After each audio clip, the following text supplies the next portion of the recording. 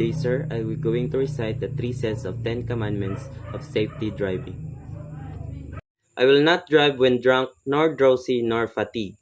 I will not pass without care on curbs, nor hills, nor the view is unseen by my eyes.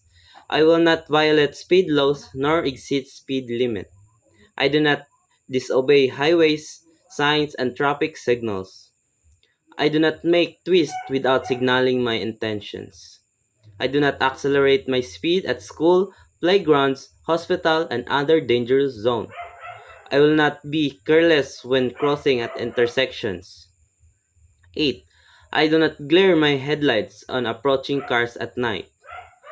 I will slow down when twilight comes and unsafe road conditions are before me. I will be courteous and respectful of the rights of every driver and pedestrian. Second set. Thou shalt not gaze at thy phone. Thou shalt not throw trash out of the window. Thou shalt not or never drive intoxicated. Thou shalt not take any chances. Thou shalt not buckle up thy kids. Thou shalt not drive on thy bride. Thou shalt not drive with one twilight or with faulty lights. Thou shalt not adhere to the speed limit. Thou shalt not keep thy distance. Thou shalt not practice patience. Third set. First, keep right. Second, observe road courtesy. Third, prohibited parking. Fourth, in doubt, do not overtake.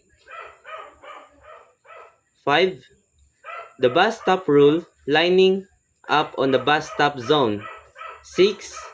Roll to prevent or entangle traffic jams. 7. Observe traffic management measures.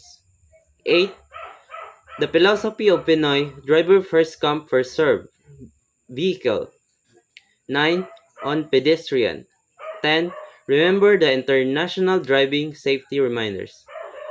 Good day and God bless.